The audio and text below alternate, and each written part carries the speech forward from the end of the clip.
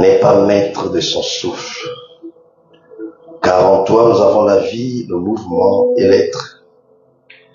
Nous pouvons être des maîtres dans nos foyers, dans nos entreprises, dans nos quartiers, mais personne ne peut être maître de son souffle, car c'est toi seul qui soufflas dans l'homme pour montrer que tu as le pouvoir de souffler et tu as aussi le pouvoir de retirer le souffle. C'est pourquoi c'est en toute humilité que je me tiens debout devant des pères, des aînés, des collègues, des cadets et des fils.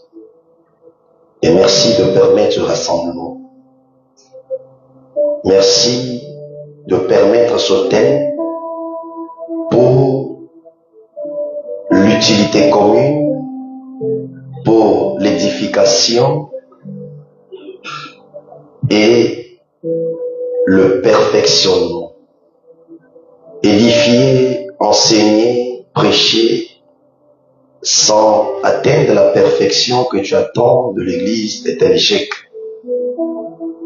Et aucun homme n'a la connaissance, la sagesse de perfectionner. Nous sommes des hommes imparfaits que tu as choisis par ta grâce, afin que ton esprit parfait en nous puisse parler. Tel qu'il est écrit, aucune prophétie n'a jamais été l'objet d'une interprétation particulière, mais c'est par la poussée du Saint-Esprit que les hommes ont parlé de ta part. Or, c'était dans la dispensation passée que les hommes étaient poussés, mais dans notre dispensation, nous sommes remplis et revêtus, poussés, afin de parler de ta part.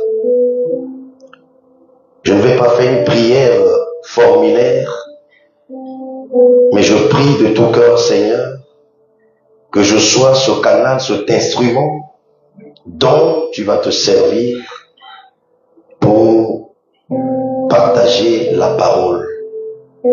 Fais-moi grâce que je ne sois pas un donneur de leçons, mais que je sois un messager qui apporte une pierre à l'édifice dont toi-même tu es l'architecte et le constructeur. Merci de nous bénir au travers des orateurs que tu as sélectionnés pour la dite conférence. Je soumets la pensée introductive de ce matin sous ton onction qui nous enseigne toutes choses. Ainsi prié au nom de Jésus-Christ et nous disons Amen. Gloire au Seigneur. Je tiens à rendre grâce au Père, pas au pluriel mais au singulier, c'est notre Dieu, notre Père, parce que sans Dieu le Père, on ne peut pas parler des pères, et la priorité c'est lui. Nous lui rendons grâce parce que la Bible dit, comme le Père a la vie en lui-même, il donne la vie au Fils, et la Fils donne à qui il veut. C'est un principe sacerdotal pour dire que sans le Père, il n'y a pas le Fils. D'où le Fils ne peut pas nier la paternité. Tous, nous sommes appelés à reconnaître la paternité de notre Père Céleste. Et ensuite, nous sommes appelés à reconnaître la paternité de ceux-là que le Père Céleste a établi sous le soleil. C'est pour moi un honneur, un privilège, une faveur de voir des pères assis et en tant que fils être debout pour apporter la parole. Et sans les pères, on ne parlera pas des fils qui se mettront debout pour apporter la parole. C'est ainsi que je tiens à honorer la grâce, le don, l'appel des pères qui sont présents dans la salle. Et pendant que je priais le Seigneur, l'Esprit m'a convaincu, révélé que tous ces pères que je vais envoyer à cette conférence, leur présence est prophétique. Ces pères qui seront présents, par leur présence, je vais restaurer les problèmes des relations intergénérationnelles. La génération actuelle n'est pas prospère, elle n'est pas bénie, parce que cette génération ne met pas les pères à leur place. Et tant que les fils ne vont pas reconnaître les pères, à leur tour, ils seront pires. Qu'on le veuille ou pas, une génération s'en va, une génération remplace. Et celle qui va remplacer n'est pas éternelle. Et si nous passons notre temps à critiquer les pères, c'est pas une bénédiction pour notre nation. Parce que ce sont les pères qui détiennent les clés d'une nation. Un fils peut être élevé, quel que soit le niveau de son élévation, il reste fils devant le père. Voilà pourquoi, malgré l'élévation de Joseph, lorsque le père Jacob est descendu en Égypte, il a demandé à son père de bénir Pharaon. Joseph n'a jamais béni Pharaon. Mais c'est le père qui a béni Pharaon. Parce que Joseph a reconnu la paternité. En commençant par Abraham, Isaac et Jacob. Et vous constaterez que Joseph n'a bâti aucun hôtel, Joseph n'a creusé aucun puits, mais il fut jeté dans le puits. Joseph n'a oint aucun monument. Or, l'apôtre Jean nous dit plus tard qu'il y a trois choses qui rendent témoignage. L'eau, le sang et l'esprit.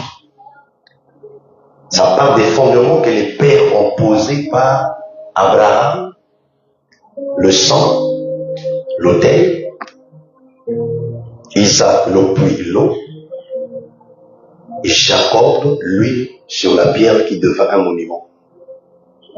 Ce sont les sacrifices des pères qui ont fait que Joseph soit élevé. D'où nous devons toujours reconnaître la paternité. Mon sous-thème, c'est la préparation en vue des différentes saisons dans le ministère. Mais je n'en parlerai pas ce matin parce que le Seigneur m'a mis à cœur de partager ce que je viens de vous partager concernant la relation des fils et des pères. C'est ça le fardeau sur la culture sacerdotale. Même si David est choisi pour être un roi, mais Dieu identifie d'abord le père avant que David soit roi. Voilà pourquoi il n'a pas dit à Samuel, va dans la forêt pour oindre David, mais dit, va dans la maison d'Isaïe. Corneille peut prier, peut faire des aumônes, mais si Pierre ne vient pas, il ne recevra pas le Saint-Esprit. D'où on doit reconnaître la paternité. Quel que soit le défaut d'un père, Dieu, avant de le choisir, sait qu'il a des défauts. Si Moïse n'était pas infirme, Aaron n'allait pas avoir le service. C'est l'infirmité de Moïse qui a donné le service à Aaron. Et lorsque Aaron a voulu prendre la place de Moïse, Dieu lui a fait un test de 40 jours, il a bâti un veau d'or. 40 jours seulement, il n'a pas pu. Et le Seigneur est en train de guérir, de restaurer notre nation au travers des pères. Vous constaterez que juste à la veille de la conférence, l'un des pères s'en est allé. C'est un message. Que ceux qui sont vivants, avant que Dieu les rappelle, honorons-les. Et l'Église ne doit pas honorer les pères à titre posthume. Ça signifie quoi? Honorer l'homme après son décès. On doit honorer les soins à titre continu. C'est-à-dire avant. Et je me réserve le temps de présenter les pères à nos invités, parce que certains ont promis arriver. Donc pour leur respect, je n'aimerais pas le faire avant. Donc pendant notre cheminement, quand Dieu permettra qu'ils soient présents, j'aurai l'occasion de présenter les pères à nos invités. Et tel que venait de le dire le modérateur, 3 éminents serviteurs de Dieu sont sélectionnés pour la conférence. Nous avons le docteur Marcel Bananga, un excellent orateur. Avec tout le respect, s'il peut se mettre, nous allons acclamer le Seigneur.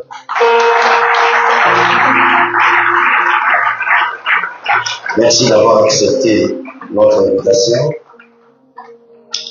Nous avons le deuxième orateur, qui est notre invité principal.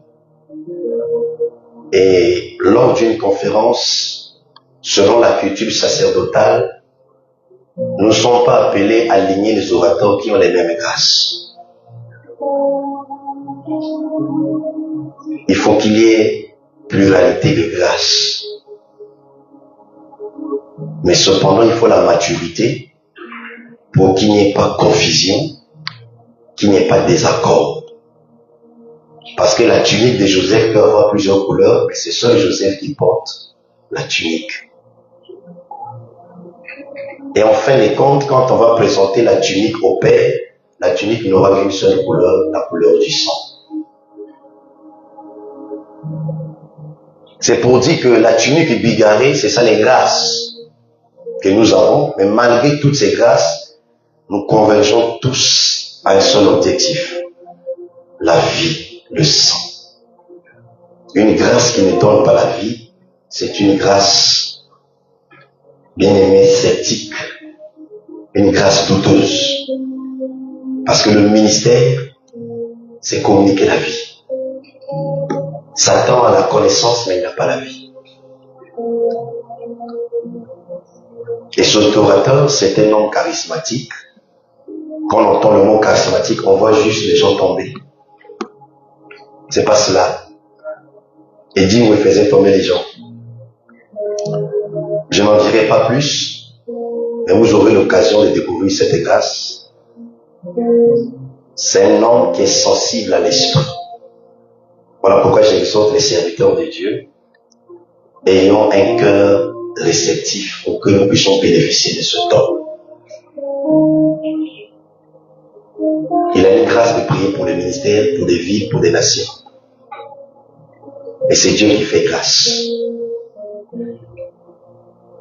Et il s'agit du révérend Jonathan de l'Afrique du Sud, pendant qu'il se met debout pour acclamer le Seigneur.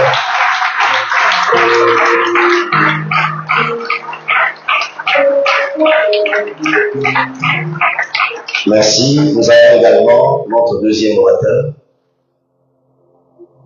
Un homme exceptionnel, un homme effacé, un homme humble. Un homme, quand il parle, il vous fascine. Lui, il vient tout droit du Cameroun.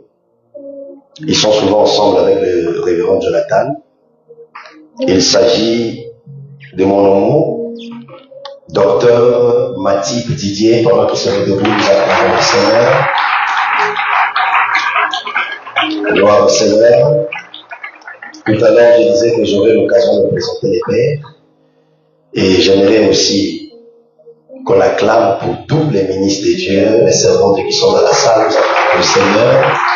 Nous acclamons le Seigneur. Merci, merci, merci à tous.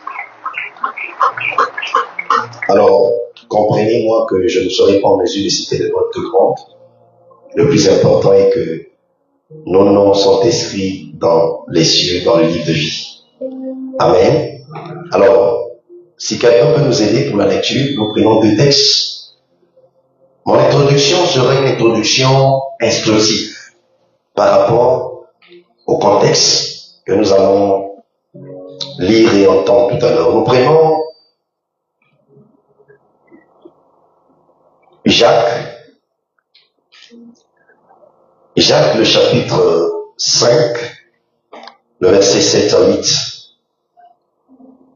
Quelqu'un peut nous aider? Je cite d'abord les passages, je suis en face des hommes de Dieu, je cite tous les passages et puis on va se soumettre au mouvement de l'esprit. Jacques 5, 7 à 8, Matthieu 21, 19 et le verset 32.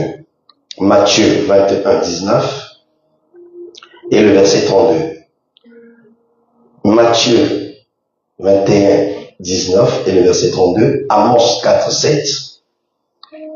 Amos 4, 7. Et Zacharie 10, 1.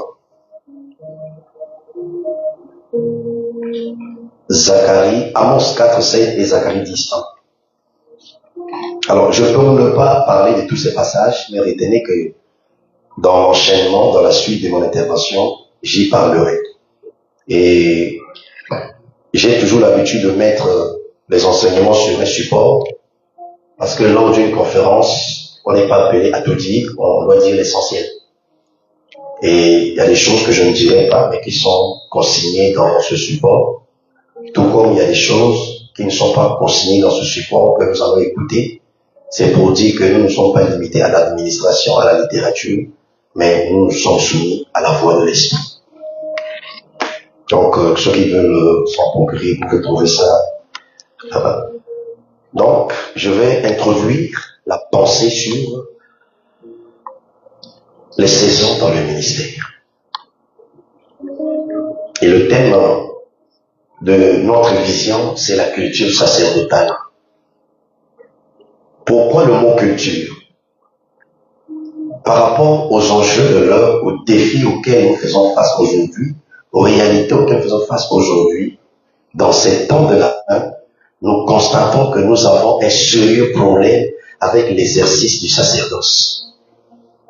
Beaucoup sont dans les sacerdoces sans une culture sacerdotale. Nous ne devons pas oublier que le premier sacrificateur, c'est Dieu lui-même. Il se révèle comme sacrificateur dans l'éternité et dans le temps.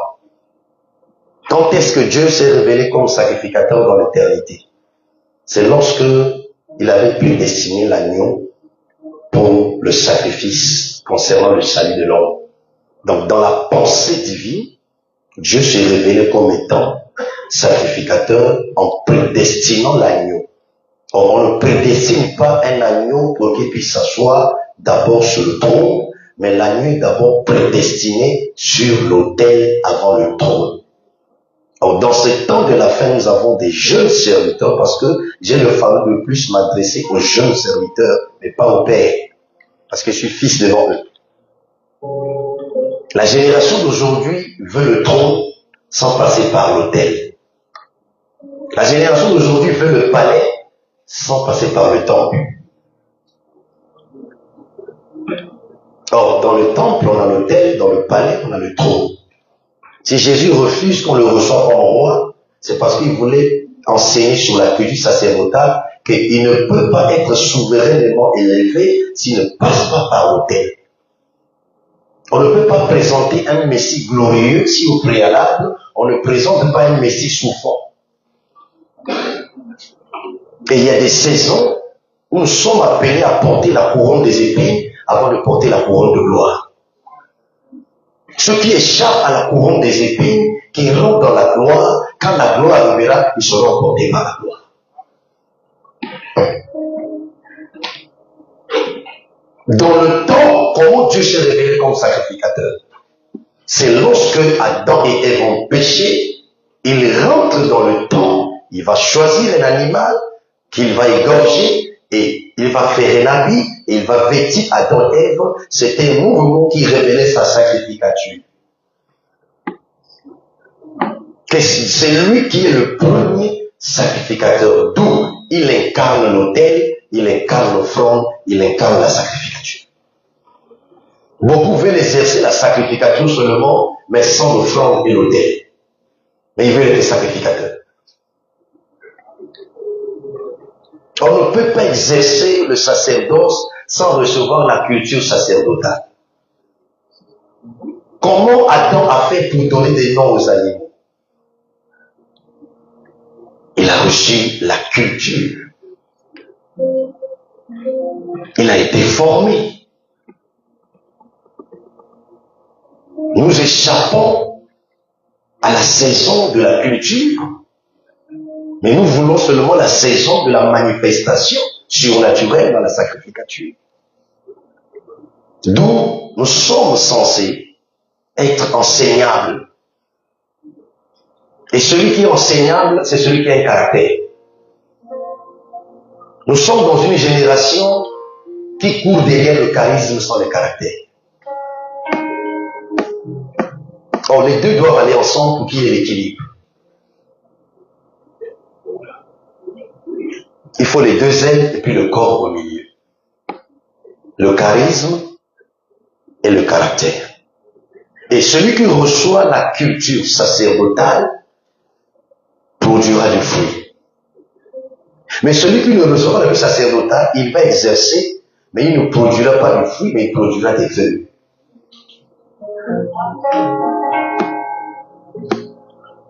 Or, Dieu veut les deux choses. Mais parmi les deux, il y a la priorité. Le fruit. D'où il viendra chercher le fruit et non les feuilles. Et tout à l'heure, nous venons de lire des textes. J'ai dit que c'est une introduction instructive. Dans Jacques 5 à 7, 7 à 8, l'apôtre nous présente un cultivateur qui a travaillé la terre. Ensuite, il a sémé. Après avoir sémé,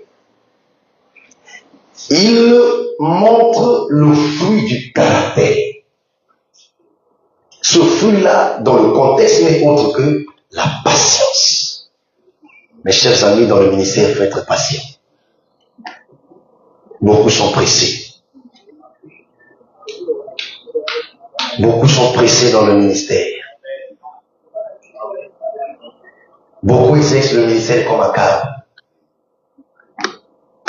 Ils vont avant, mais ils n'arrivent pas. Beaucoup exercent le ministère comme les gens. Quand on avait dit que Jésus est ressuscité, les gens s'est précipités. Il a couru avant l'aîné. Or, Pierre n'était pas seulement l'aîné, il était aussi établi père de sa génération. C'est pour dire que dans les sacerdoces, on peut être né dans une même génération, mais selon la souveraineté de Dieu, il peut établir quelqu'un comme père dans cette même génération. Il a couru avant, mais il n'est pas entré dans le temps.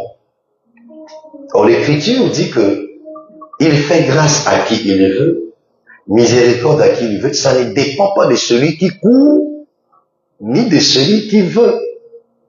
Mais ça dépend de Dieu qui fait miséricorde. Jean n'avait pas la culture sacerdotale, parce que selon la culture sacerdotale, il faut connaître la loi de la préséance. Respecter les pères, les aînés. André est un aîné, Philippe est un aîné. Le jeune homme peut avoir les pères et les poissons, mais si les disciples ne le découvrent pas, il n'y aura pas de multiplication. Donc on peut avoir le pain, on peut avoir le poisson, mais André doit te découvrir. Si André ne te découvre pas, les pains vont sécher dans tes mains, les poissons vont pourrir. D'où la loi de la préséance. Paul a vu un Jésus ressuscité, mais il a respecté la loi de la préséance. 14 ans après, c'est consigné dans le document. Il est allé voir les pères. Même s'il a eu à faire des reproches à Pierre, c'était un zèle. On ne peut pas reprocher Pierre devant les gens.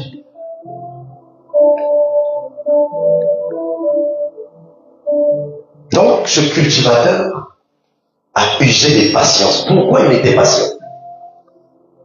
Il était patient parce qu'il avait la connaissance des saisons. J'ai dans Jacques. Il sait que, malgré que je suis cultivateur, malgré que j'ai travaillé la terre, malgré que j'ai la sémence,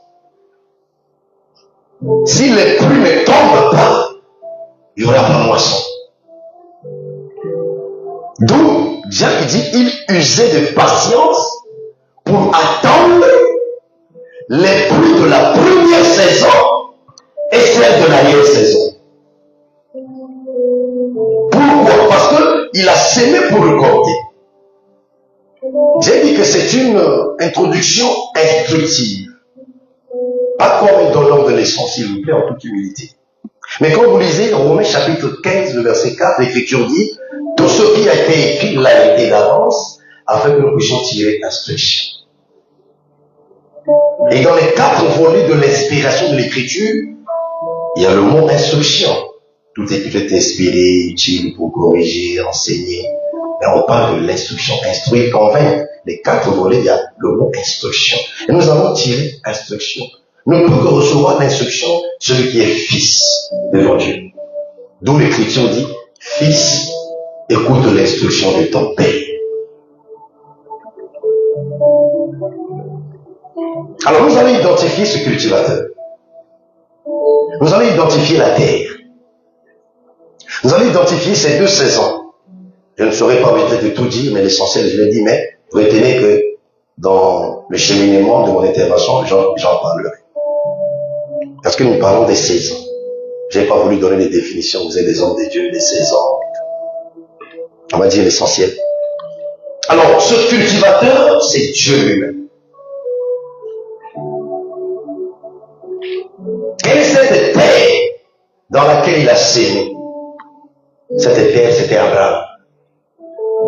Pourquoi Abraham? Parce que la première terre dans laquelle Dieu a sémé a échoué, Adam. Pourquoi Adam est une terre? Il a été tiré de la terre avec précision la poussière. Pourquoi Dieu a pris la poussière pour former Adam? Le mot poussière en grec signifie humus, qui signifie humilité. Ce sont des vertus qui sont en train de disparaître dans le sacerdoce, dans le temps de la fin. On a des gens qui sont remplis d'onction, des jeunes, mais ils sont impolis. Ils n'ont pas la queue sacerdotale. Vous avez la grâce de recevoir des gens dans vos églises, vous les indexez pendant que vous prêchez. Pourquoi? Manque de culture sacerdotale. Ton collègue t'invite, tu viens dans son église, tu veux lui imposer les mains devant ses hommes. Manque de culture sacerdotale. Pourquoi? On n'a pas été à l'école de l'humus, la poussière. Quelle que soit la dignité que le sacrificateur avait, les pieds étaient sur le sol quand il exerçait dans le tabernacle dans le désert. C'est pour dire que Dieu va nous amener à un niveau d'élévation, mais n'oubliez pas d'où il nous a tirés.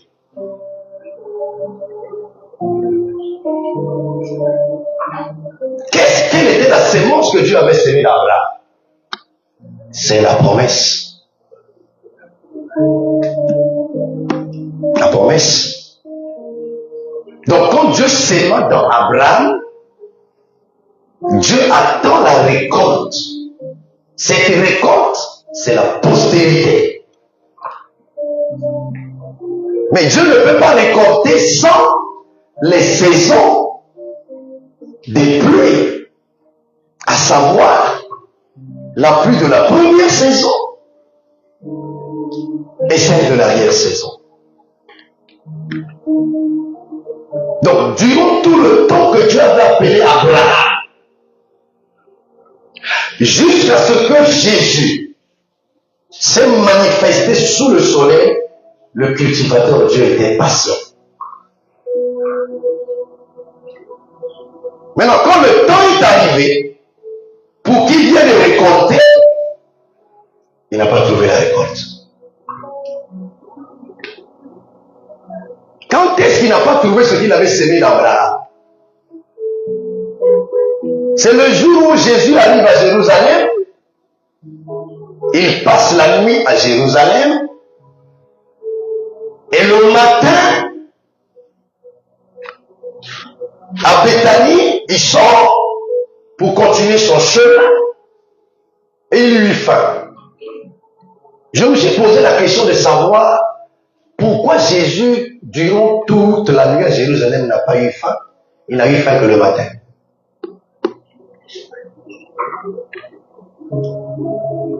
Et dès qu'il a eu faim, les yeux sont ouverts.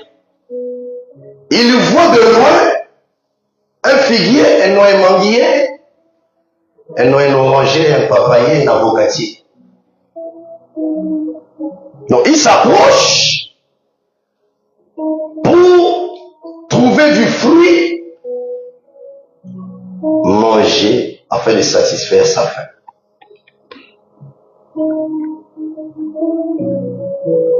Que l'arrivée du Père, le prophète Boao, soit bénie.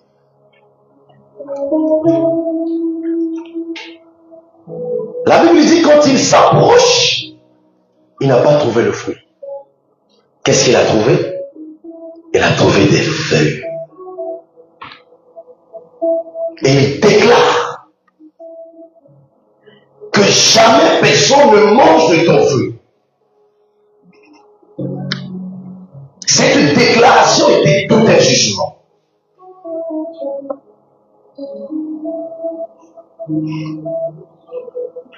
L'Écriture donne des détails que l'arbre a séché. Mais à l'instant, l'arbre n'a pas séché. Mais dans le contexte, on parle à l'exemple du contexte, on parle le lendemain. Et le lendemain, Jésus était de retour avec ses disciples. Je me suis posé pourquoi Jésus n'a pas pris notre chemin. Il a pris le même chemin sur lequel on pouvait trouver le figuier. Et le figuier n'était pas dans le champ, mais au bord du chemin. Parce qu'il y a des figuiers dans le champ, il y a des figuiers au bord du chemin. Alors, au départ, le figuier n'était pas au bord du chemin, dans le champ, mais il s'est retrouvé au bord du chemin. C'est comme Adam qui était dans le jardin, après il se retrouve au bord du jardin. Les garons.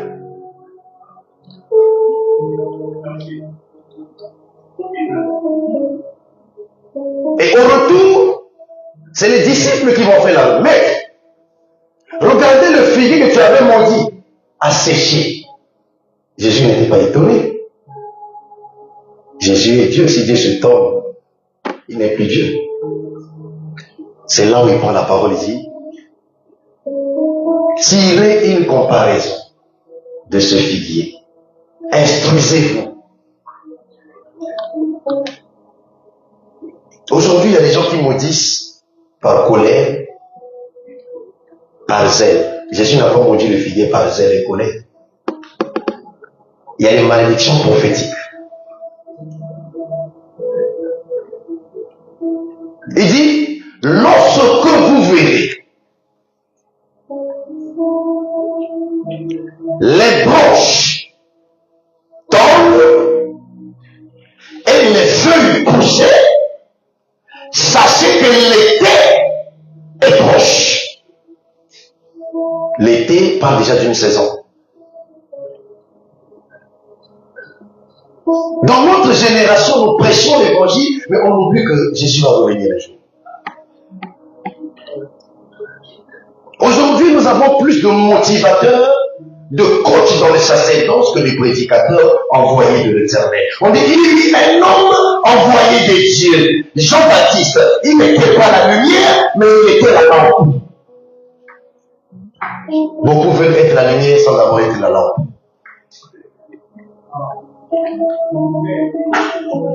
Oh, lui, il était la lampe qui doit éclairer pendant un moment pour faire place à la lumière. Or, quand est-ce que la lampe a été éteinte? Parce que la lampe s'éteignait progressivement. D'où, au temps du sacrificateur, on dit que la lampe de l'Éternel et de sa main n'était pas encore. Quand on dit encore, c'est que ça va s'éteindre.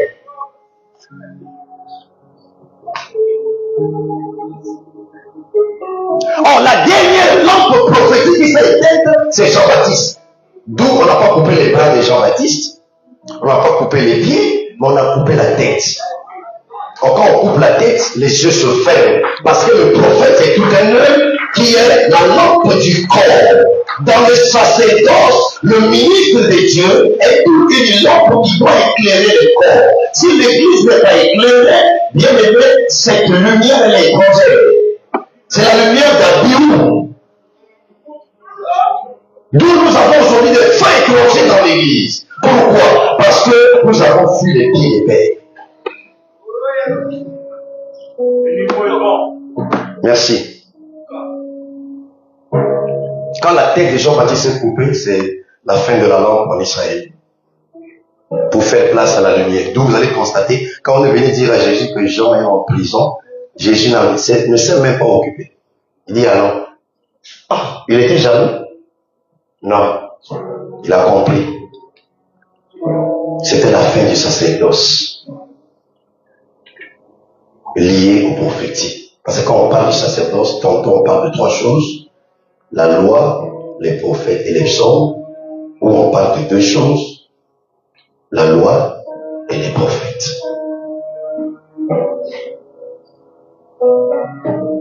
Donc je reviens, Jésus dit, quand vous verrez les branches tendre et les feuilles pousser, sachez que l'été est proche. Je me suis posé la question, c'est ça le docteur quand il médite. Il y a des docteurs, ils vont comprendre ce que je dis. Mais l'arbre n'était pas dans sa saison. Donc l'arbre n'allait pas être maudit. L'Écriture nous dit que l'arbre n'était pas dans sa saison.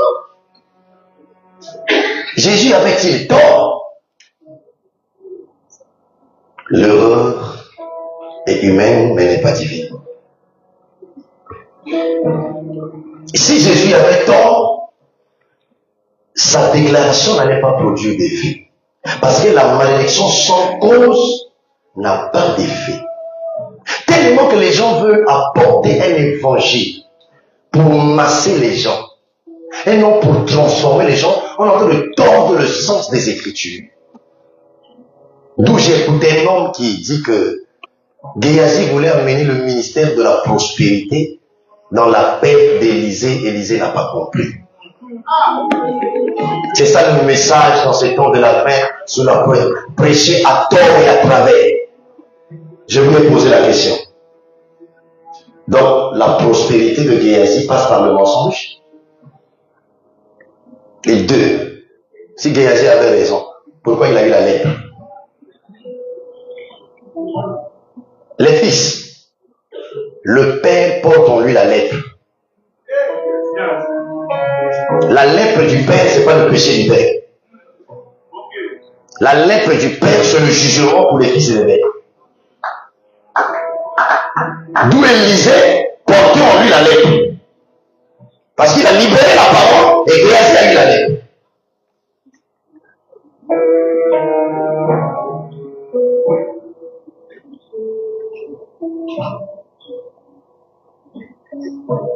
Jésus dit que nous devons tirer instruction de ces figuiers qui a été montré.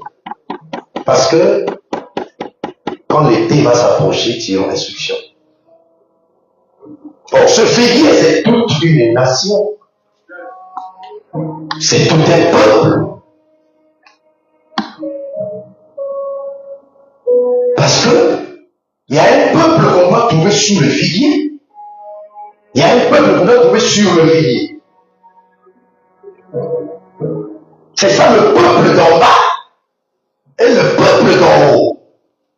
Et Abraham a porté deux peuples, celui d'en bas et celui d'en haut. D'où Jésus a trouvé Nathanaël sous un figuier. Et il a trouvé Zachée sur le sycomore. Or, le sycomore, c'est un figuier sauvage. Parce que le sycomore a des vertus naturelles. Quand tu as la petite taille, il te donne la taille. Voilà pourquoi Zachée était de petite taille, il fallait que le sycomore lui donne la taille. Le sycomore, c'est aussi un père. Le père, celui qui donne la taille au fils de l'enseignement. Parce qu'il y a des batailles auxquelles tu feras face dans les saisons.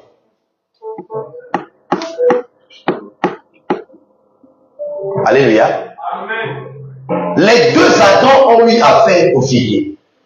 Le premier Adam, après la chute, est allé sur le figuier, il a cueilli les feuilles. Je vous épargne. Le second et le dernier Adam, il est aussi venu devant le figuier, il n'a pas cherché les feuilles, mais le fruit. Mais le premier a cherché le feu. Il était terrestre. Et il y a le ministère feu. Les ministères feu sont le ministère d'auto-justification. Parce que les feuilles, ce sont des vêtements de justification personnelle selon le prophète Ésaïe. Lorsque vous vous mettez du haut de la chair, à vous justifier, les gens vont quitter l'église. Manque de culture sacerdotale. Alors, quand je posais la question, mais Seigneur, l'arbre n'était pas dans sa saison. Mais comment se fait que tu as mangé l'arbre? Et il y a eu un fait, c'est que Jésus n'avait pas tort. Mais pourquoi il a mangé l'arbre? L'Écriture vient dans le blanc parce qu'il n'a pas trouvé du fruit. Maintenant, quand il dit que tirons instruction, lorsque nous allons voir deux signes, les branches tombent et les feuilles poussées. Les branches tombent et les feuilles poussées, en même mot, c'est la part de la restauration d'Israël. Au moment où nous parlons, Israël est presque prêt pour la reconstruction du troisième temple. Parce qu'Israël est l'horloge de l'église sous le soleil. Et ça nous échappe aujourd'hui. Voilà pourquoi il dit tirer instruction. Donc avant que nous puissions parler des ministères de gloire, de ceci, on doit d'abord tirer instruction de ce que Jésus a laissé comme enseignement de base des saisons. Aujourd'hui, selon la prophétie des ossements desséchés, il manque une seule chose à Israël, c'est l'esprit. La chair est déjà venue, les muscles sont déjà là, les nerfs sont déjà là, tout est déjà là. Il n'y a que l'esprit qu'il va recevoir, selon Zacharie, l'esprit de supplication et de grâce. Quand ils vont se convertir, ils vont pleurer sur un seul fils. Tout ce qui se passe aujourd'hui en Orient, Zacharie a pu prophétiser. Pas seul, mais je prends un exemple. Il dit que Israël sera une pierre pesante pour les nations. Tous les éléments sont faits prêts. Si je rentre dans les détails, ça va nous prendre trop du temps. Et à ma connaissance, je ne sais pas, l'arche va entrer dans le troisième temple. Je ne sais pas. Mais jusqu'aujourd'hui, l'arche a disparu. Mais à ma connaissance, la véritable arche qui rentre là, c'est le Christ lui-même. S'il s'hasarde à le faire, ça sera enlevé. C'est comme Matthias qu'on a choisi, et puis on a choisi Paul.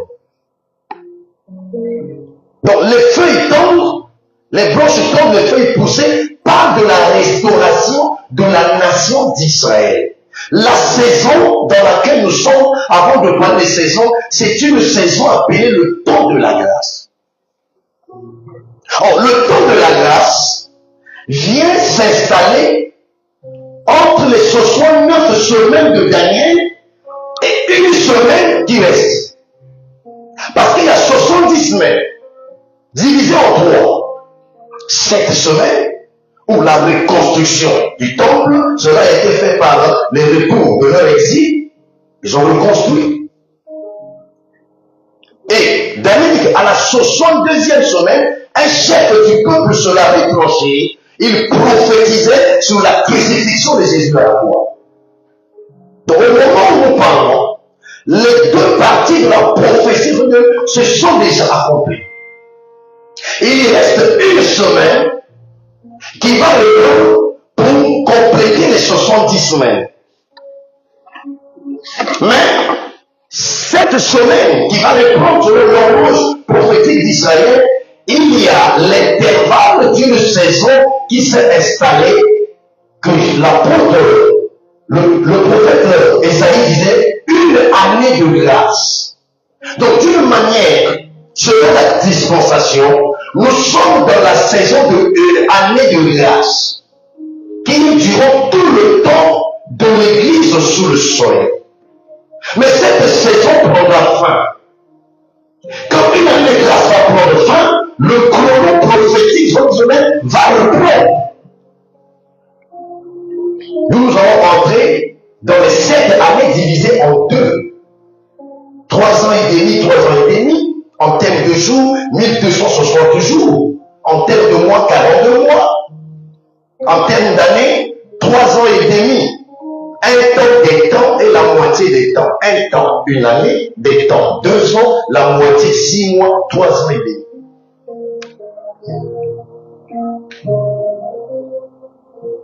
C'est pendant la première moitié que l'antichrist va se manifester. Il y a l'antéchrist et l'antichrist. Mais non, l'anté ou l'anti, ce n'est qu'une personne. Mais avant la manifestation de l'anté ou de l'anti, il y a les antés et il y a les anti. D'où Christ parle des faux Christ. Et non le faux Christ. Mais le faux Christ est là, c'est lui-même Satan. C'est là, en ouverture du psaume, on parle du cheval blanc qui apparaît. Avec l'arc, mais sans flèche. Jérémie dit que l'arc sans flèche, c'est le mensonge. Tout ce qui se passe avec l'intelligence artificielle, bien aimé, c'est un système qui a pu préparer l'arrivée de l'antichrist. Et aujourd'hui, le sacerdoce et les prédicateurs qui prêchent avec l'intelligence artificielle, tu vas, on te donne tout le message qui vient prêcher. C'est un discours persuasif, ça ne donnera pas la vie. Parce qu'un homme de Dieu doit assister au conseil de l'Éternel avant de venir donner conseil au peuple. Est-ce que nous nous sommes déjà posé la question de savoir où était Moïse quand Dieu a planté le jardin? Tous ces arbres, il était où? Il n'était pas encore sous le soleil, mais comment il est venu tout révéler? L'Écriture dit que Dieu a mis dans l'homme la pensée de l'éternité. Ecclésiaste 3:11. On ne peut pas avoir la pensée de l'éternité si on n'est pas dans l'éternité. Alors l'éternité, c'est pas seulement une durée illimitée. L'éternité, bien aimé, c'est Dieu lui-même. Donc le Fils dit, le Fils qui est dans le sein du Père. C'est ça l'éternité. Est sorti.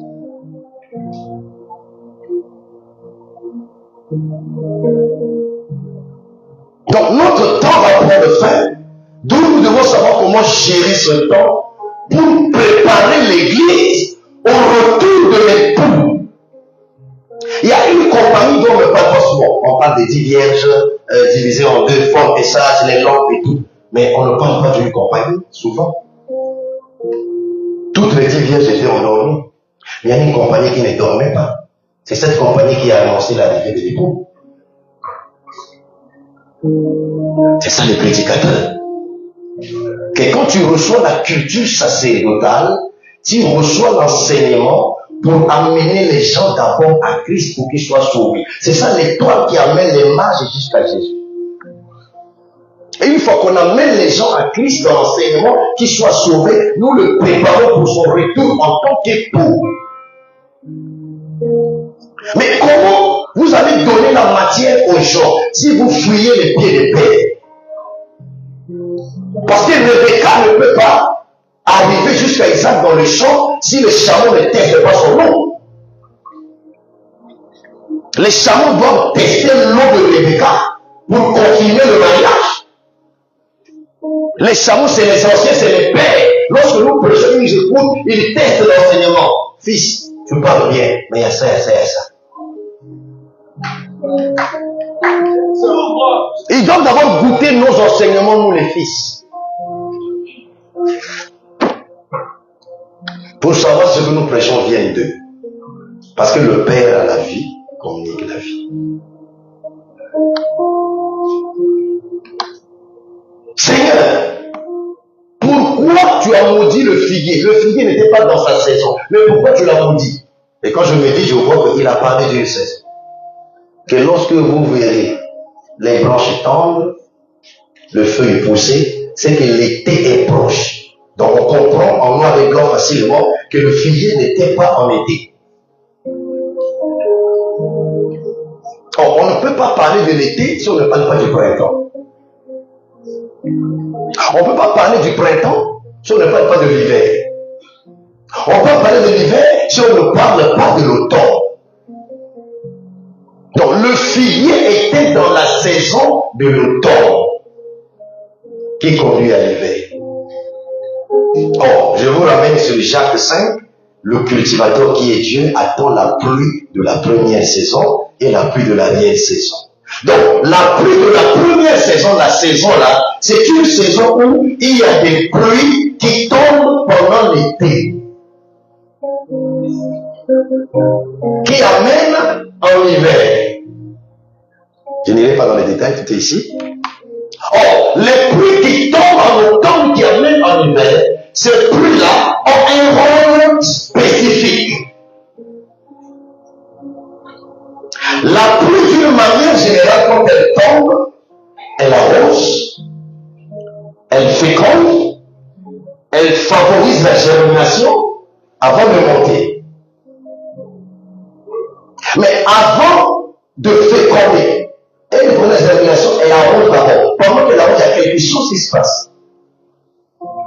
Les pluies qui tombent en saison d'automne, qui est la saison de la première pluie, ce sont des pluies qui viennent pour détruire la sémence. Ces pluies-là viennent entraîner la destruction de la sémence qui a été semée dans la terre.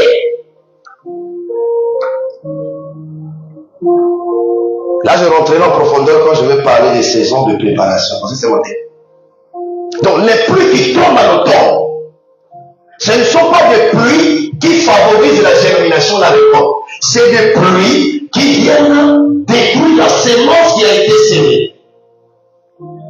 D'où un jour, un homme se promenait sur terre, on est venu lui dire, par les disciples, que les Grecs veulent de boire.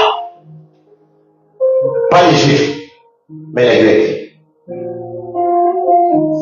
Et Philippe et André sont allés, les Grecs veulent te voir. Écoutez la réponse de Jésus. Si le grain de blé ne tombe et ne meurt, il ne peut pas produire beaucoup de fruits. Ah, mais quelle est la réponse de Jésus par rapport aux doléances des Grecs? Nous voulons voir le docteur Sosa. Nous voulons voir le père Papa Boao. Le protocolaire dit à papa, on veut te voir papa. Le père dit, si le grain de blé ne tombe et ne meurt, va produire du fruit. Va lui dire ça. Mais la personne est venue avec les mots de tête. Amen. J'ai l'habitude de dire aux enfants ici à l'église, le fils connaît ce que le père dit, mais le fils ne connaît pas ce que le père connaît. Fils, tu peux avoir les songes, mais tu ne peux pas l'expliquer. Voilà pourquoi le fils ne doit pas expliquer les songes au père. Il doit raconter les songes pour que le père lui explique les songes. Parce qu'à Cana, il y a un père, Jacob. Oh, Jacob, c'est tout un soleil. Joseph, c'est une étoile. D'où il a raconté le songe à son père, qui est le soleil. Là, je comprends que Canon, c'est le jour. Pendant que le père expliquait les songes à son fils, c'est toute une formation. Si Joseph n'a pas eu l'occasion de recevoir l'explication de son songe auprès du père, il n'allait pas être en mesure d'expliquer les songes. Fils, attends ta saison, tu expliqueras les songes en Égypte. Mais avant d'expliquer, il y a un parcours.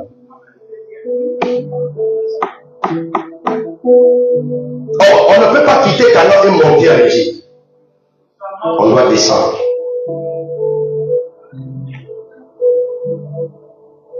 D'où, quand la saison de Joseph en Égypte est arrivée, on peut lui raconter les songes, il peut expliquer.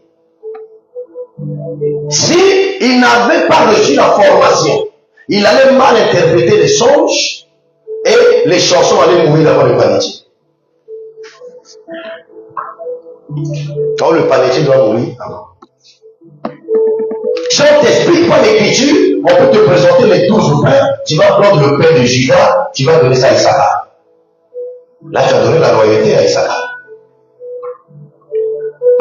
Et tu vas prendre le pain d'Issachar, tu vas donner à Dan. Là, tu as donné le discernement des saisons.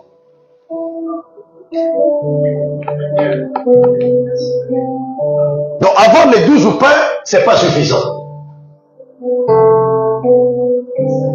Il faut qu'il y ait des chandeliers pour éclairer les pains.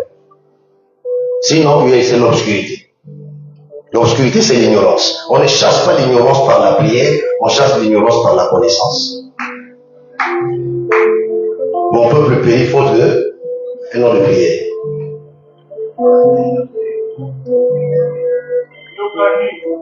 Donc, le figuier n'était pas dans sa saison, voilà pour laquelle il n'a pas produit du fruit. Il était dans la saison où la pluie doit apporter la destruction. C'est ça l'image du blé dont Jésus a parlé, qui doit tomber et mourir. Mais le blé qui tombe là, qui l'a fait tomber? Voilà pourquoi Ecclésiaste dit, jette ton pain. Oh, le blé, c'est le pain. Donc le pain qu'on a jeté sur la surface des eaux et le récupérer avec les temps, c'est ça Dieu le Père qui a jeté le pain, qui est le Fils. Parce que sur la terre, quand le Fils vint, il dit, je suis le pain descendu du ciel que le Père a libéré. Quel est ce pain-là qu'on peut jeter sur les eaux et le récupérer? Logiquement parlant, c'est impossible.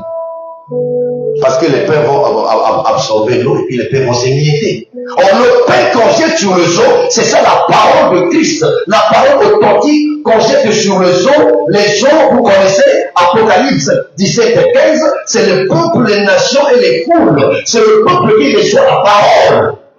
La récupération du pain, c'est l'enlèvement. Que tout ce que nous prêchons, les mystères que nous pouvons donner, si les gens ne sont pas sauvés, ce sont des discours. L'apôtre Paul dit, le mystère caché de tous les âges, a été révélé à savoir. Le problème n'est pas de révéler le ministère, mais le problème à savoir. Le problème n'est pas de révéler les hommes, mais c'est à savoir. Christ et non Jésus. Christ en nous l'espérance de la gloire. Donc tout mystère qui n'amène pas Christ dans l'homme, c'est un faux mystère. Quand on a Christ en nous, en tant qu'épouse, il y a l'espérance glorieuse. Quelle est cette espérance? Dans ces temps de la fin, Dieu n'attend pas un prophète des temps de la fin. Ce que l'Église attend, l'espérance de l'Église, c'est l'enlèvement. C'est les messages qui ont disparu. Où est passé l'enfer? Où est passé l'enlèvement? Où est passé la commune de Jean-Baptiste? Tu allais prêcher dans une église sur la repentance. On m'a dit c'est un vieux message. J'arrive dans une autre langue. Attention, je ne suis pas en train de polémiquer, je n'ai pas dit ça. Retenez ce que je dis. Détruire les hôtels, c'est pas mauvais. Nous parlons de donner l'essentiel d'abord. Ok? Merci. Une autre église, j'arrive, j'ai dit, je vais parler sur la nouvelle naissance. Tous les anciens ont fermé leur Bible et cahiers. Je ne savais pas. À la fin du message, ils sont venus se prosterner. J'étais leur petit frère. Dit, docteur, pardon, nous voilà ce qu'on a fait. J'ai constaté quelque chose. Papa Gauthier, Papa Bakale, Papa Boao, président, Papa Tikaya et d'autres pères qui sont dans la salle. Les messages que vous nous avez prêchés hier étaient simples, ont amené des conversions authentiques. La génération actuelle, c'est compliqué, il y a moins de conversions. C'est rempli de fanatiques. Il suffit de voir seulement dans l'église, dans la conférence, je viens avec mes enfants, leurs enfants. Quand les autres pères prêchent, mes enfants ne réagissent pas. Quand c'est moi, les enfants, ça, on doit casser ça. C'est pas de Dieu. Voilà pourquoi Dieu m'a donné le fardeau sur la culture. Je profite pendant que les pères sont là. S'il faut faire, je ne sais pas, organiser, c'est pas un forum. pour qu'il y ait un retour des cœurs vers les fils et un retour des cœurs des fils vers les pères. Ne laissons pas, ça c'est quelqu'un pendant qu'on causait hier qui est ici dans la salle, j'étais et moi qui me disait, quand on parlait du décès du prophète Tikaïen, il dit, le père est parti, mais ceux qui restent, considérons-les.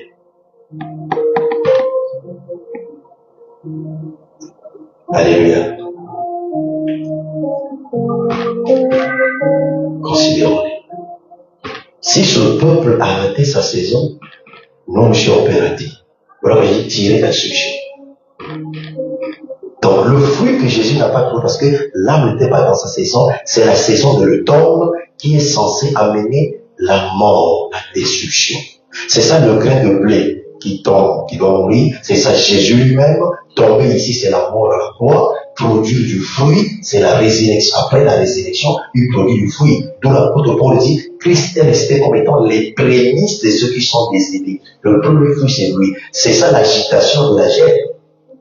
De deux côtés, à l'Orient et à l'Occident, quand on agite la gerbe, c'était les premiers fruits de la récolte qui annoncent la grande moisson à venir. Faire des programmes de Pâques, de Pentecôte, de combiner liturgie, combiner religion, ça n'amènera rien dans les vies des gens. N'attendons pas le calendrier des Pâques pour prêcher sur la Pâque. C'est pas parce qu'on n'a pas dit mot Pâques qu'on ne prêche pas Pâques. C'est pas mauvais. Mais s'il faut attendre 1 an, selon le calendrier, là il y a crise d'inspiration. Parce que quand on prêche la Pâque, les gens se convertissent tous les jours. D'où le jour de la naissance de Jésus s'appelle aujourd'hui, il vous est né un sauveur. Si ici je ne prêche pas l'évangile qui se convertissent, ailleurs quelqu'un se convertit, c'est ça aujourd'hui. Et le sauveur doit naître dans le cœur des gens, et non dans les crèches. La vraie crèche aujourd'hui, c'est les cœurs.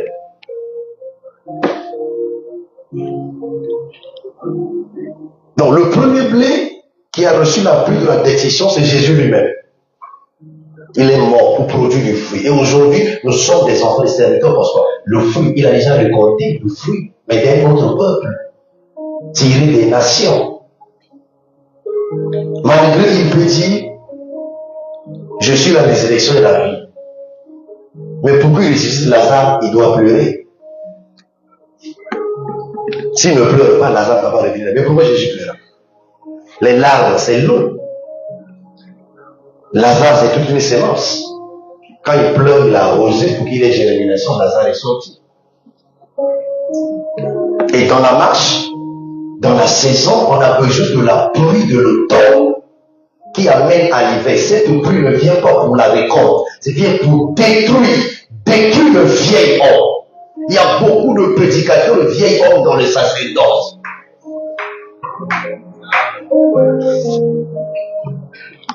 On fait 2 voyages, on devient prophète des nations.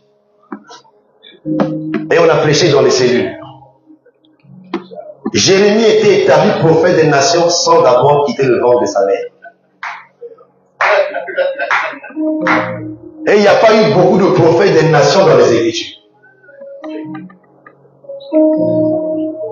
Vous savez, le premier ministère qui va inaugurer l'enfer, c'est le ministère du faux prophète. Ce n'est même pas Satan qui va inaugurer l'enfer. Quand vous recevez les songes et les visions, j'ai vu un tel à l'enfer. L'enfer n'est pas encore inauguré. C'est clair. Les 2 personnes qui vont inaugurer l'enfer, ce n'est même pas Satan. L'antichrist et le faux prophète. Satan sera jeté dans l'abîme. Parce que l'enfer, c'est une porte qui s'ouvre une seule fois. Or, Satan sera relâché. D'où Jésus dit, je bâtirai mon église et les portes du séjour des morts ne prévaudront point contre elle. Parce que les portes du séjour des morts ne s'ouvrent qu'une seule fois en ce qui concerne d'abord l'enfer. Parce que le séjour des morts s'explique de plusieurs manières. Le monde dans lequel nous sommes, c'est un séjour des morts. Voilà pourquoi Elimelech et sa femme, ses enfants, peuvent aller à Moab pour aller mourir, c'est le séjour des morts. Mais comme Dieu a toujours un reste, il faut des Naomi. Pour que Ruth soit reconnue à Bethléem, celle qui n'avait pas le droit de citer. Et c'est nous qui sommes ces Ruth. Donc nous devons passer par la destruction de l'enseignement, par la parole qui nous détruit. Les détails sont là. Avant de recevoir la deuxième pluie. Oh, Deutéronome et Ésaïe, Deutéronome 33, Ésaïe 55, la pluie s'explique de plusieurs manières. Il dit que la pluie, c'est la parole. Le verset que j'ai donné. Dans Amos, il dit, j'ai fait tomber la pluie à une ville et j'ai privé la pluie à une autre ville. En ce moment, les villes parlent de deux peuples. Quelle est la pluie que Dieu a privée à une autre ville? Quelle est l'autre pluie que Dieu a donnée à une autre ville? Parce que la ville doit recevoir les deux pluies pour entrer dans la saison de la récolte.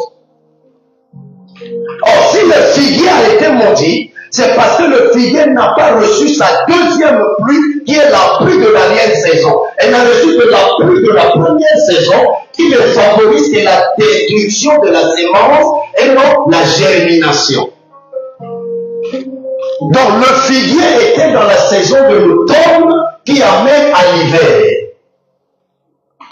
Quand est-ce que Israël, en tant que figuier, a reçu la pluie de la première saison? C'est au mont Sinaï. La parole qu'ils ont reçue, c'est toute une pluie. Je n'invente pas, sur l'écriture de Deutéronome et Ésaïe. Maintenant, quand Dieu prophétisait, il révélait son omniscience. Pourquoi? Parce que c'est que le peuple-là va rejeter sa parole, un peuple incrédule. D'où il ose à priver la pluie de l'arrière saison, qui est la pluie, l'enseignement, la parole, qui vient maintenant pour nous, la germination. Donc, si tu ne reçois pas la pluie de la première saison, tu n'as pas droit à la pluie de la première saison.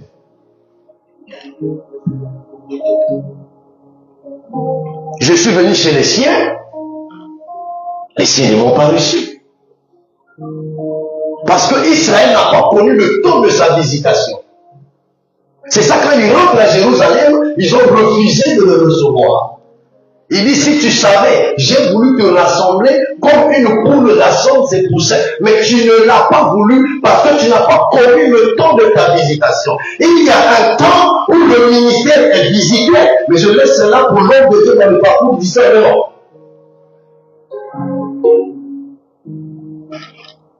Beaucoup de jeunes serviteurs ont mangé la parcelle de l'église, ils ont ça dans leur ventre.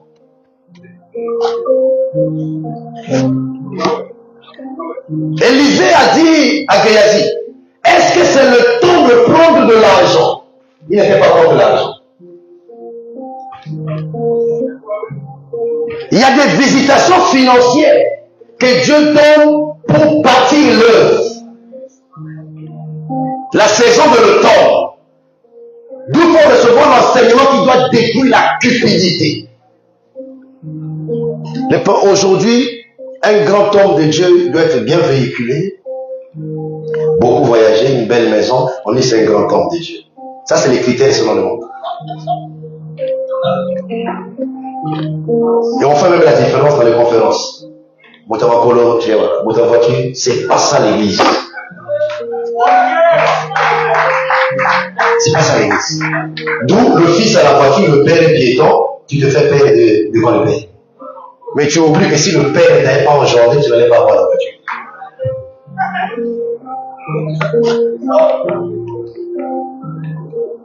Si tu as eu le temps de conduire, le père t'a nourri, tu as déjà vu un bébé conduire une voiture? Moi, que ça soit un bébé esprit. Alléluia. Alléluia. Donc, ils n'ont pas connu le temps de la visitation de la pluie qui vient pour qu'il y ait le fruit. Voilà pourquoi Jésus n'a pas trouvé du fruit en Israël, parce qu'Israël n'avait pas la pluie de l'arrière saison. Or, l'église du temps de la grâce bénéficie des deux pluies. Et vous allez constater que Jésus, avant de s'en aller, a manifesté la même préoccupation devant les figuiers. Quand le Fils de l'homme reviendra, trouvera-t-il la foi sur la terre? Or, la foi n'est que le fruit de l'esprit. Donc, ce que Jésus cherchait, c'était pas un fruit naturel. D'où la fin de Jésus n'était pas naturelle, elle était spirituelle. Parce que Jésus a un plat qu'il aime. Tout comme nous tous, nous aimons les plats. Je peux vous parler du plat, le plat que Jésus aime. Amen. En toute humilité. Ma nourriture, c'est de faire la volonté du Père. Le plat préféré de Jésus, c'est la volonté du Père. Dans le sacerdoce, on a besoin de la volonté du Père. Parce que la volonté du Père, c'est la seule volonté qui est au ciel. Voilà pourquoi le Fils, quand il s'est manifesté sur la terre, il a dit à ses disciples et à la nation d'Israël, quand vous priez, dites Père, que ta volonté soit faite sur la terre comme au ciel. Cet enseignement, ce n'était pas une récitation. Cet enseignement, il s'adressait à ses fils et non à Israël. Israël n'était pas les enfants de Dieu, mais c'est les disciples qui étaient les enfants de Dieu, parce que les enfants qui ont besoin de la nourriture du Père. Le jour où une deuxième volonté était mise au ciel, elle était précipitée, Lucifer. Et s'il y a deux volontés dans l'église, c'est un problème. Tu gagnes les âmes dans l'église de ton père et tu deviens le père de ces âmes-là dans l'église de ton père. C'est ce qui se passe aujourd'hui. Fils, petit frère, un conseil sacerdotal. On peut tous être des pêcheurs de poissons. On n'aura pas le même instrument. Tu peux être pêcheur de poissons, mais tu as l'hameçon. Mais l'autre a le filet. Dans l'église, c'est le père qui a le filet. Toi, fils, tu as l'hameçon. On a même des mères spirituelles dans l'église.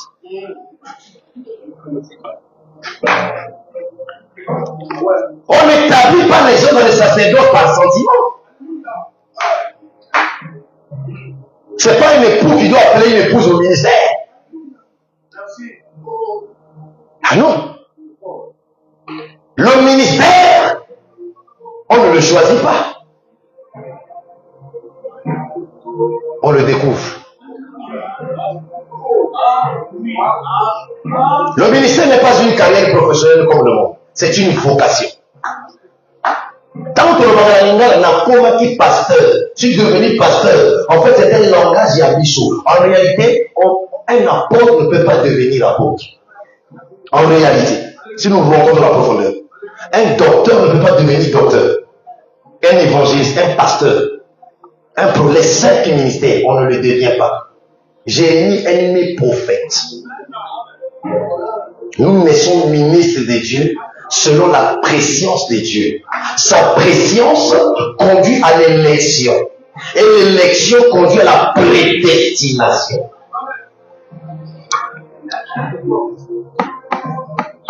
Maintenant, quand tu nais dans le temps, tu reçois l'appel d'abord au salut. Beaucoup servent, ils ne sont pas sauvés.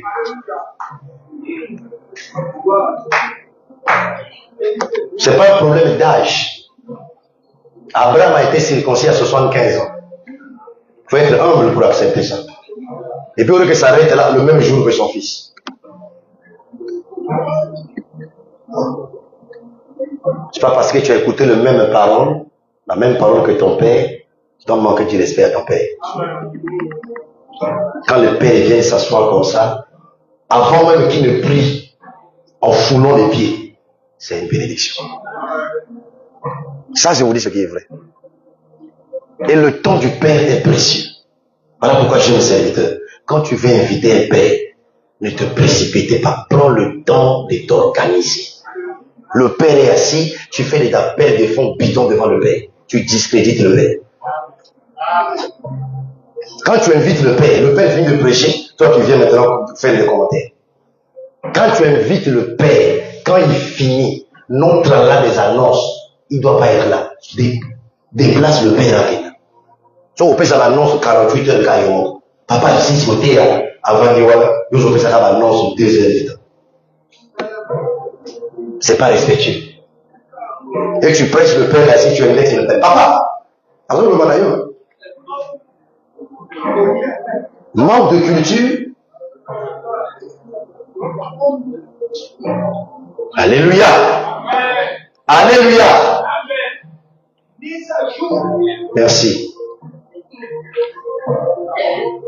Si Israël a manqué sa saison, Dieu, dans son amour, nous puisse aussi manquer la saison concernant l'exercice du ministère, concernant l'église du Seigneur dans ce temps de la fin. C'est tout un peuple qui a manqué. Nous sommes aussi un peuple tiré des nations aujourd'hui. Les fils, vous savez pourquoi vous souffrez beaucoup? Parce que nous sommes dans le ministère n'a pas calcul, n'a pas corps, n'a pas réseau. Tu fais de Marcelo ton père, il ne te connaît même pas. Marcelo est bien. Est-ce que Marcelo te connaît? Écoutez, un père, ce n'est pas le matériel. C'est la divinité. Lorsqu'un fils anglophone va chez un père, il va demander ce qui est dans le père. Lorsqu'un fils francophone va chez le père, il demande le matériel.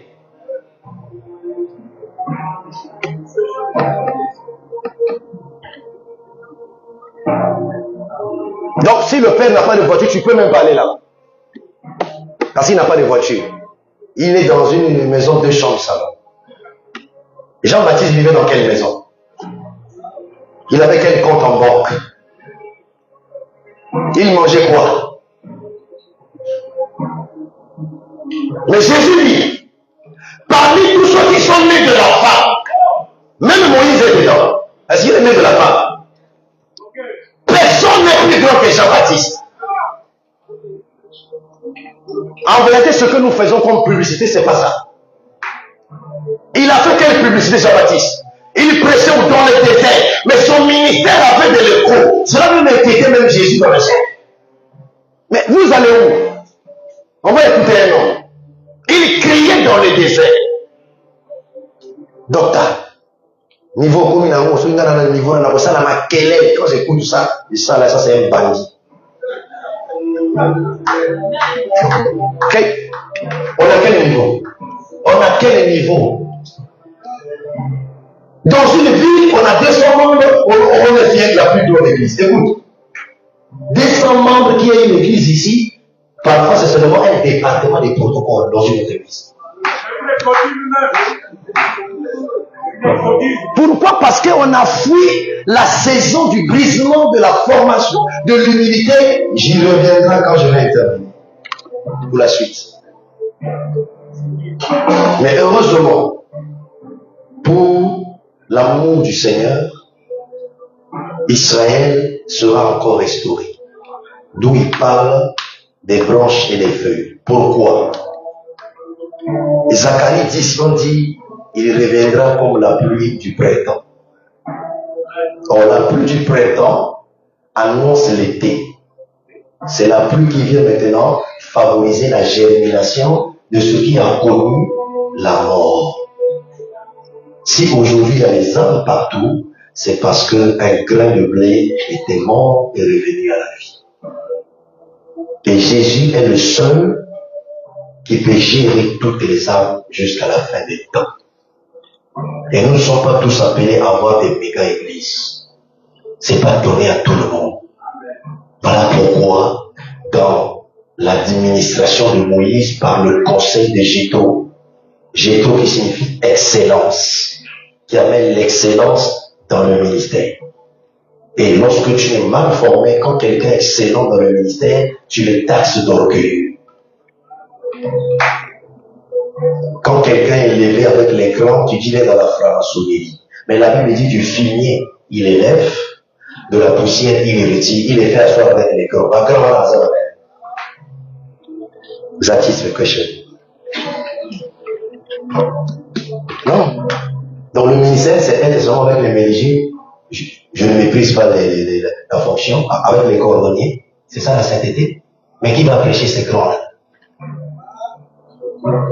Celui qui est en nous est plus grand que celui qui est dans le monde. À peine hier, on suivait avec le référent Jonathan et le docteur Didier. C'était en Ouganda, la fille du président Museveni, qui est venue là, les gens sont en train de vendre leur ministère parce que vous ne valorisez pas votre ministère. Au bureau ici, vous faites des tarifications. Vous recevez les gens avec des ressources payées 3 000. On appelle ça la tétousa. C'est-à-dire la tarification à l'acte. Vous vendez le ministère. Ceux qui vendaient les dons et les ministères, Jésus a pris la corde, il a mis un fouet, les a fouettés dans le temple. C'était une action apostolique. Ma maison, vous avez fait une caverne de voleurs. Voilà pourquoi on a besoin d'une culture sacerdotale. Avant que Dieu puisse monter le tabernacle, l'offrande était dans les mains du peuple. Avant le tabernacle, l'offrande était dans les mains du peuple. Est-ce que vous êtes d'accord avec moi? Si Dieu t'appelle au ministère, l'offrande est dans les mains du peuple qui t'a envoyé. Toi, explique la vision. Toi, prends connaissance de tous les ustensiles du tabernacle et mets chaque ustensile à sa place. Quand le peuple va donner, la gloire va se manifester.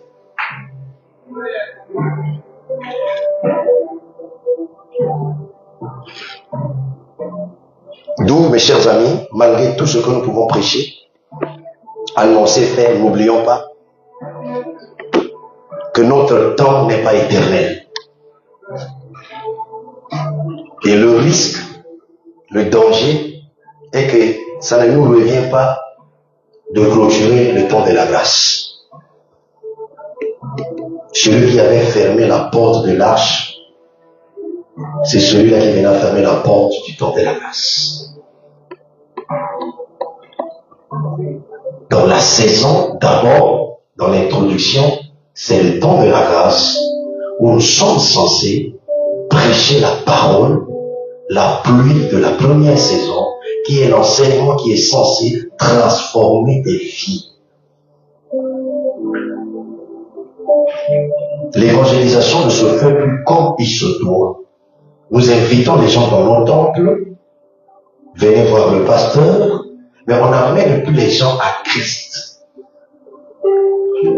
C'est André, disciple de Jean-Baptiste, qui conduisit Simon à Christ. Et quand Simon le conduit à Christ, quand Christ le voit, parole de connaissance, qui est devenu un ministère prophétique aujourd'hui, fils de Jonas, parole de connaissance. On t'appellera plus Simon, mais Céphas, prophétie. Mais quand il dit on t'appellera là, c'est tout un parcours de formation. Maintenant, dans les sacerdoces, ça peut arriver que tu es l'aîné. Tu as mené le cadet, mais dans la souveraineté de Dieu, Dieu donne les clés au cadet, mais il ne te donne pas les clés. Parce qu'André était l'aîné de Simon, mais c'est à lui qu'on a remis les clés. Maintenant, Simon, quand on te remet aussi les clés, ne sois pas orgueilleux, ne montre pas du respect à André. Car si André ne te conduit pas à Jésus, on ne te donnera pas les clés. Quand aussi André, ne sois pas jaloux de ton cadet.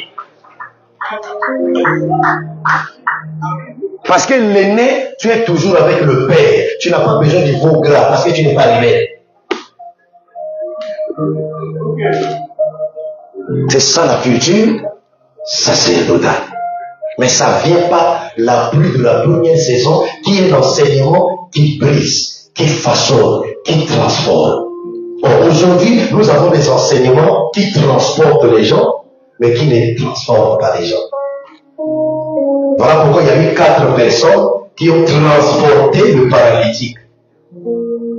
Et heureusement, ils ont transporté le paralytique à Jésus, et Jésus l'a transformé. Pourquoi ils n'étaient pas 6, ils n'étaient pas 3, ils étaient 4. C'est l'image des 4 évangiles que nous sommes censés prêcher, expliquer, enseigner, amener les paralytiques à Christ pour que Christ leur donne de nouvelles jambes qui vont commencer la marche chrétienne, des nouvelles mains qui vont le servir, un nouveau cœur qui vont l'aimer, des nouveaux yeux qui vont voir, une nouvelle bouche qui va annoncer l'évangile. Voilà pourquoi la femme samaritaine, quand elle était transformée, elle a dit, venez vers un homme qui m'a tout dit. On peut pas avoir les grâces sur le ministère, on ne dira jamais tout, il n'y a que Jésus qui dira tout. Pourquoi il dira tout? Parce que Jésus-Christ est la plénitude. Il est la plénitude. Son onction n'est pas mesurable. Voilà pourquoi la Bible dit, on lui habite corporellement toute toute la plénitude de Dieu. Une autre version dit, il est la somme de tout ce que Dieu est. Une autre version dit, tout ce qui est Dieu a pris corps dans le Christ. On ne peut pas mesurer l'onction de Christ. L'onction d'Élisée est mesurable, mais l'onction de Christ, c'est la plénitude. D'où la Bible dit, il a reçu l'onction sans mesure. Et dans chaque ministère, il a déposé des portions de place pour que ces portions soient rassemblées, que nous soyons comme des pierres, des Jacques et des Jean de l'autre côté, des Paul et des Barnabas. On se donne la main d'association pour une seule cause du royaume de Dieu. Le ministère, il y a la diversité, mais il y a la particularité. Mais il faut qu'il y ait une harmonie dans le ministère. Lorsque nous sommes un, nous sommes forts. Je connais un père, depuis que je l'écoute, quand il parle, il essaie de me poser le mot unité. Donc, papa, parce que l'unité, c'est une puissance. Israël n'avait pas d'armes. Israël n'avait pas de chars, ni de chevaux. Mais l'unité d'Israël a commencé à inquiéter Pharaon. Il dit, ce peuple devient de plus en plus nombreux, de plus en plus puissant, parce qu'ils étaient un. Si Jacob ne rassemble pas, il ne peut pas bénir. Quoi qu'il est père, mais il doit rassembler les fils, mais pour que Israël les bénisse. Jacob rassemble, mais c'est Israël qui bénisse. Jacob, c'est le père que tu vois, un homme physique, il peut boiter, mais c'est ça Jacob. Mais en lui, c'est Israël. C'est pas Jacob qui identifie les enfants, mais c'est Israël qui identifie chaque fils. Jacob convoque et il rassemble. S'il n'y a pas un rassemblement, la puissance ne va pas descendre. Lorsque les fils et les pères, nous sommes unis, lorsque l'église corps est unie, comme un corps, la tête qui s'attache, qui est le Christ, personne ne nous empêchera. Parce qu'il avait dit, je bâtirai mon église. Lorsque nous parlons de la restauration de l'église, ce n'est pas l'église bien-aimée qui veut se rendre. C'est l'église locale. Parce que l'église épouse la tête, c'est Jésus. C'est lui qui bâtit. Nous sommes les bâtisseurs dans l'église locale. Et nous bâtissons sur lui le rocher de fondement. On n'a pas un autre fondement à porter aujourd'hui. On n'a pas une nouvelle révélation à porter aujourd'hui. Il dit, je bâtirai mon église. Ce que nos frères, nos voisins ont pris pour faire toute une religion. Tu es Pierre, sur cette pierre, je bâtirai mon église. Tu es Pétros, c'est-à-dire un morceau de la pierre. Et sur cette pierre, Pétra, le rocher. L'église n'est pas bâtie sur le nom de Dieu, qui est la nature décidatoire, mais l'église est bâtie sur Christ lui-même, qui est le fondement. Lorsque l'église est bâtie sur Christ, lorsque la saison des torrents va arriver, la saison des tempêtes, des tourbillons, de l'ouragan va arriver, tu es bâti sur le roc, ta maison ne va pas s'écrouler. Mais lorsque tu bâtis sur le sable, quand ces choses arriveront, tu vas t'écrouler. D'où soit enseignable au pied des pères. Ils sont là présents. Je ne sais pas si on doit faire une délégation. Allez voir le Père un jour. Il a eu une vision. Papa Bakali, Papa Boao, Papa Gervais. Vous étiez réunis dans la vision. Et dans cette réunion, votre inquiétude, à qui va-t-on léguer l'héritage dans cette nation? C'est pas moi qui ai fait la vision. Et c'est un homme de Dieu qui m'a appelé. Donc c'était la fin de vos ministères. Maintenant vous étiez en train de dire, à qui va-t-on léguer l'héritage? Les pères que nous critiquons, nous condamnons. Ce sont ces mêmes pères-là dans la vision qui se préoccupent de la génération.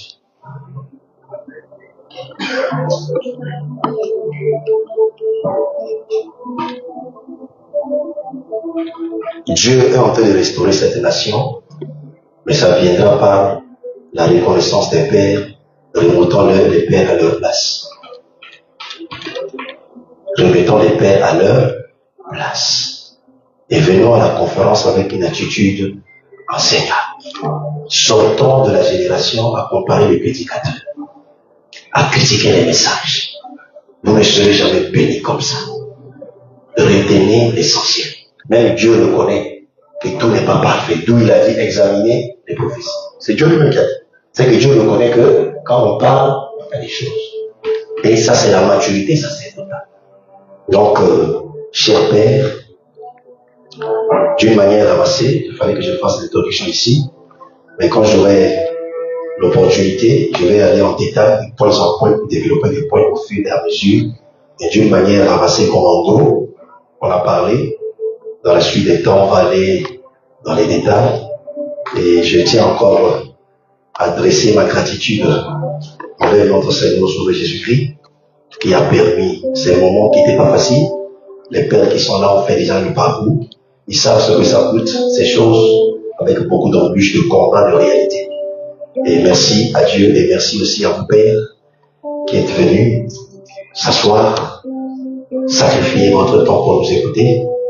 Merci aussi aux aînés qui sont là, aux cadets, aux fils, aux collaborateurs. Merci. Et j'ai pas voulu déjà aligner les orateurs dans un papier pour cette conférence. Ce que j'ai dit aux conférenciers, que l'esprit puisse nous conduire. Voilà pourquoi le modérateur n'a pas dit que tel jour et tel va intervenir. L'esprit va nous conduire selon sa pensée. Et si un orateur vient avec son sous-thème, l'esprit le conduit autrement. Ne dites pas qu'il a béni un message. C'est l'esprit qui l'a conduit comme ça. Retenons l'essentiel. Et la conférence prendra fin samedi matin. L'homme de Dieu va repartir le jeudi. Et connaissant la grâce qu'à ce temps, j'ai voulu qu'il y ait un programme spécial pour surtout les jeunes serviteurs qui viendront librement, sans protocole, pour venir rencontrer l'homme de Dieu.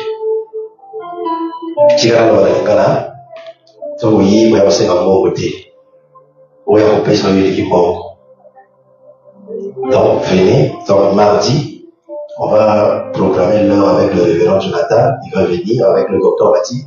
Pour ceux qui aimeraient bien en toute humilité, qui reconnaissent cette grâce, il va prier. C'est un homme qui impacte des vies et des ministères.